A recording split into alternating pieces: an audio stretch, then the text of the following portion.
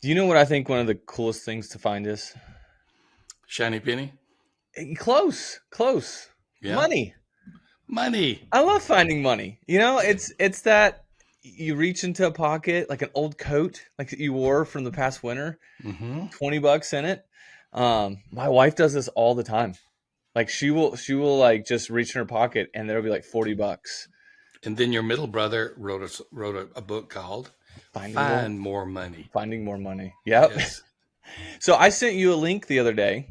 It was to the Tennessee unclaimed property. Mm-hmm. And for some reason I was searching on it and there you were, Thom Rainer. Yep. I Unclaimed. helped you find more money.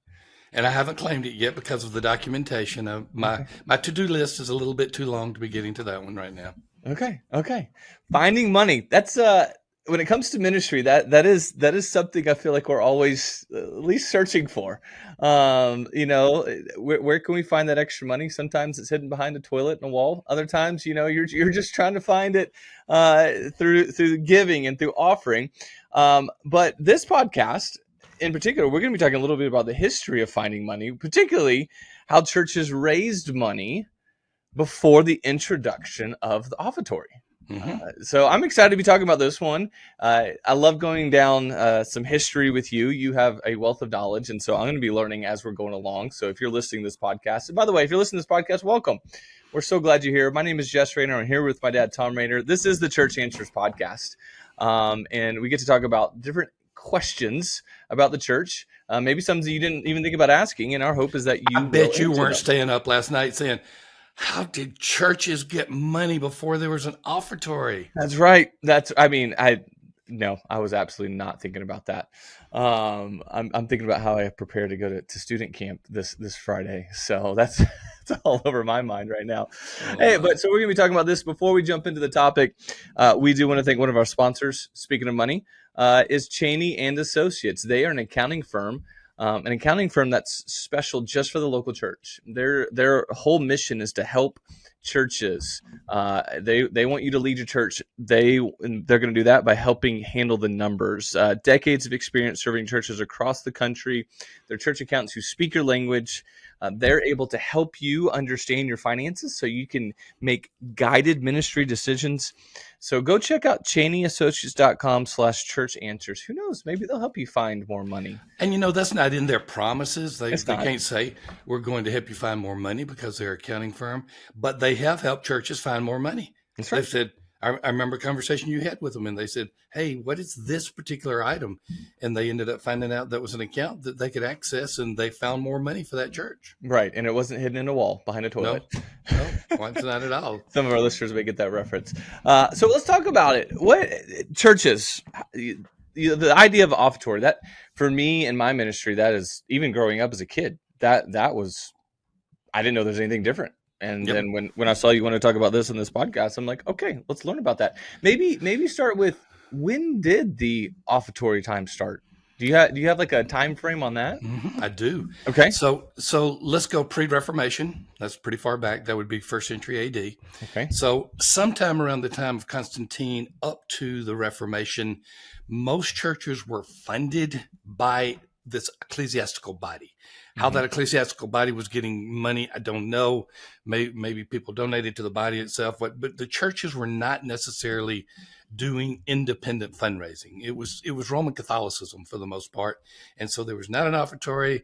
It was funded maybe by donations to Roman Catholicism up until the time of the Reformation. Now, Okay. what did I This was mention? this was 16th century. 16th century is the Reformation. Yeah. So the 16th century comes along, and the churches are saying, hey, you know what? This isn't what they really said, but it's something like this. You know what? We don't have the Roman Catholics to provide us funding anymore. Hmm. We're going to have to find more money. And so they started finding ways to find more money. Okay. It was not the offertory, though. We're going to Okay. talk about some of those things that actually preceded the offertory in this podcast today, Right. but it really wasn't until the 18th century that the passing of the plate became common. So the real question here is, what is happening in that transition time between the Reformation of the 16th century and then to when the offertory becomes so common, you don't know there's anything but an offertory. Okay, so you're saying 18th century is when the individual church began to ask its congregants, parishioners, for money. That's when that process of I need to clarify. If I said that, I need a little bit more. I need to clarify just a little bit more.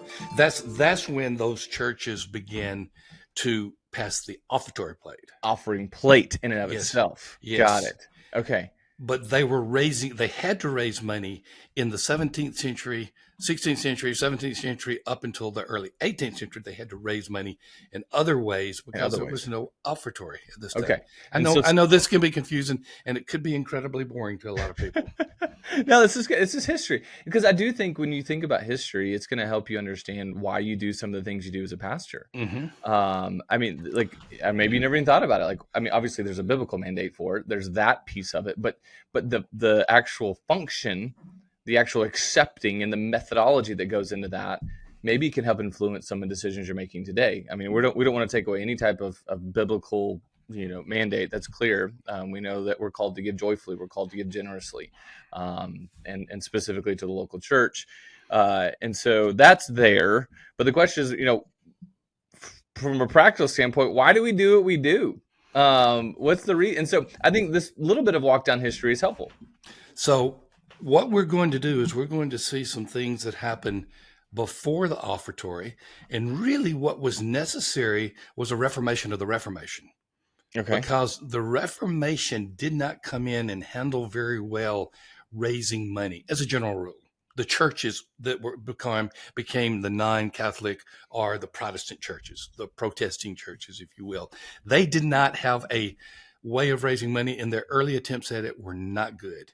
And that ultimately led to an offertory. And the podcast that we're going to have that follows this one, where we download two of them, we're going to talk about things about the offertory itself. So I don't want to get ahead of myself. But Okay. this is 2-part series really on how we raise the money for the way that we raise the money.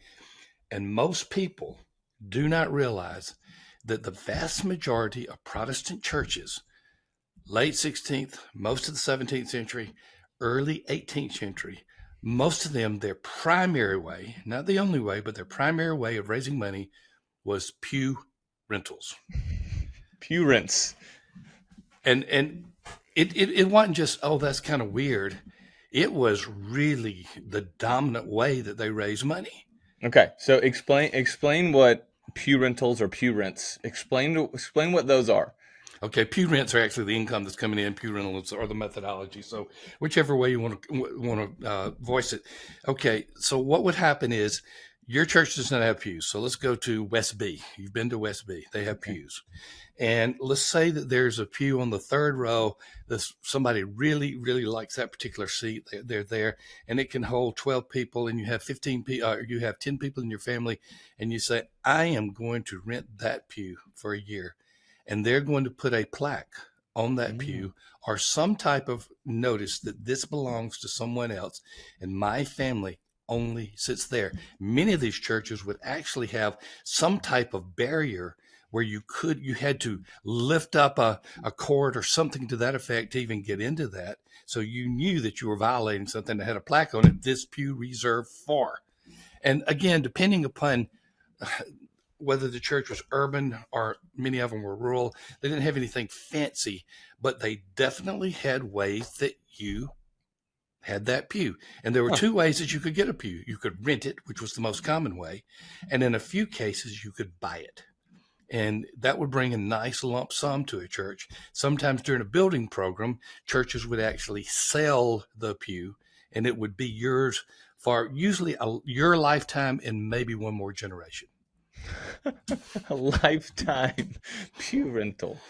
Jess, someday somebody's going to look back and say, Thom, did you really pay that much money just to have the right to buy Alabama football tickets? Yeah, you do. You have tickets. You have tickets to the University of Alabama for football. But I have to pay in order to buy them. That's right. Just the right to do that. Yes. Yeah, there's a little part of me that's like, yeah, there's a comical aspect when you look back on renting out pews. But there's also, I'm thinking, man, I'd be able to really know who was missing church. You know, They're not in their pew. where were you? And can you? Is there? Now I'm thinking like, what if there's a secondary market for pew rentals? You know? eBay, StubHub. Hey, I'll sublease my pew to you. Oh my gosh. This was a major source of money. But all right, let's take it to its logical conclusion. Who got the best pews? So it would be. I mean, is there any way you could put it? I don't know if you could do this. Put in like today's dollars. Is it? I mean, like, what are we talking about? Like, any idea how much a pew rental was? No, I probably could have done a little more research and found that out. But it was demographically determined. I know that. So a rural church that had farmers probably charged less dollars than a urban church that had a lot of wealth in its central city. So that's all I do know. But kind of like if you're using the football analogy, it's like, Vanderbilt season tickets, no one's going to pay much for those. But Alabama, they're going to pay a lot for. Got it. Now the Vanderbilt fans are going to say, what happened in 2024? I know. Hey, I'm glad they won their one-time national championship. But anyway, go ahead. So, all right. So it was geographically and demographically based. Demographically, primarily geographics determined the demographics, but that was the primary case. Now, these pew rentals led to a major problem. Well, sure. Here's my major question for you, Jess. I think the Book of James right now. Who was able to get the best pews? The rich. The rich. Right. And so the church, the Protestant Reformed Church, became a church of divided people according to their wealth.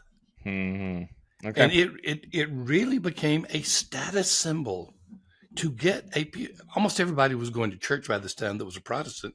And so when you walked in and you went to that second or third row pew and your whole family was there and you pulled back the little ribbon that was across there or cord or whatever the case, and you went in, man, you were highfalutin stuff at that point. Yeah, I mean, that you could countless numbers. I mean, again, I'm thinking, James 2.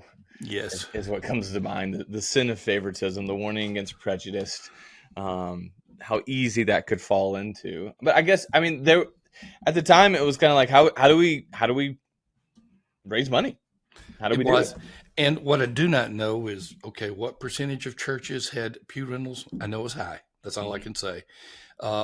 When did it evolve where everybody was doing it, or almost everybody, to where fewer and fewer were doing it? Because it was definitely an evolution from building up to going down. I don't have those dates, but I can say with a high degree of historical certainty that pew rentals were a major source of funding at a point after early in the Reformation to about early 18th century.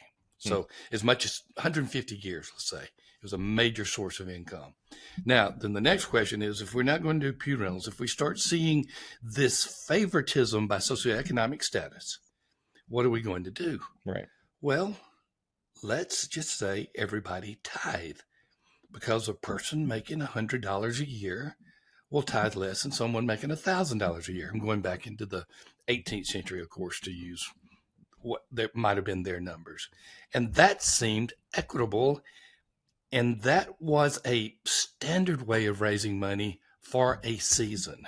Okay. So pew rentals is one, and now we're looking at tithing requirements. Mm-hmm. Okay. Yeah. So functionally, so how did this play out? Did you have to report your income? Like, how did that work? No, the church reported your income. So here's what would happen. If you were not, you reported to the church your income. So let me answer that first question instead of turning it around the way I did. Yes, you reported your income, or at least you made a statement that this represents 10% of my income. One of the two. And then the church reported what you are giving, usually in most of these churches. So it wouldn't be like a flat 10%. Was it always a flat 10%, or was it saying they might do certain percentages? based on That I don't know. They called it a tithing requirement, so I'm Okay. going to Go with the assume 10%. that go with the 10% because I don't know any more than that. I've done a lot of historical work on this, and you're asking all these questions. I can't even begin to wonder what it was. I don't know. I mean, I'm thinking I'm the typical listener here. These are the questions I'm thinking of. So maybe they're thinking of it too. So when I was a pastor in St. Petersburg and Birmingham, I actually posted those who pledged to give the next year, their names, not numbers, not income, but on the front of our newsletter, we posted the names of those. And that was a huge turning point in our giving. People started giving more. They started giving more because, oh my gosh, I'm not giving to the church. Or these people are giving. I had no idea. There's no ranking. There's no dollar amount. And I got pushback from a few families. The ones that weren't giving. The ones that weren't giving or were giving modestly. And all I would do, Jess, is I would say, we want to thank these who are generously supporting our church. Charities do it. Football teams do it, or football alumni associations. Sure. They do it. All it was just a subtle form of accountability with gratitude. Now, I would think that most pastors would listen to this today and say, no way I'm going to do that. Right. But I did. Going through my mind. I did. And I did it with a high degree of success in terms of giving going up. And never, ever, I didn't know the giving. So I did not have access, but our financial secretary would say, got a pledge here, got a pledge here. And we'd have a scrolling list, not scrolling because there's no technology back in those days that could do that. But we would have every week's newsletter. We would just add to the list and list them alphabetically. So there's not even any type of ranking. And by the time it was all said and done, we called it subscribed. We always oversubscribed our budget. Okay. But back to this. This is a requirement that, if not met, resulted in church discipline. Okay. I couldn't even begin to fathom, beginning to ask. And I get this. This was a 2-century period where people are the church is trying to figure out, how do we make this work? And so obviously there's some, ups and downs with it, but I could not imagine asking my people to report their income to the church, or to report that this represents at least a tithe of your income. Well, that's one and the same. I mean, multiply by 10 and you right, got it. Yes, yeah. It's so. I mean, that would be. I could only imagine. Oh my goodness, that would create a whole new world for church. So real quickly though, let's pause for a moment. And speaking about creating a whole new world for your church, one of our other sponsors of this podcast wants to do that, and they want to do it through outreach. And they want to do it by helping you reach your community. We want to thank Upward Sports for partnering with Church Answers, for sponsoring this podcast. Go to upward.org/church answers. We want you to go check them out, because here's what they have. They have pickleball. Yes, pickleball. You talk about new things. Yes. The church was trying to figure out how do we do new things for giving. Upward is all about doing new things to help you reach your community, particularly through sports. So they have just launched in April. Pickleball is perfect. I mean, it is for all age groups: middle schools, high schoolers, adults. They want to help you. In fact, here's what they're going to do. If you go sign up with Upward, they're offering 2 free pickleball net sets. So they only 200 available. And if you haven't gone to upward.org/pickleball or upward.org/church answers, go do that today and see what they can do. It's amazing how quickly they can help you get up and running and reach your community. If you really don't need a lot of space. Reach the community. This is a prime way to do it in the fastest growing sport in America right now. I love their creativity. I love their heart for the community.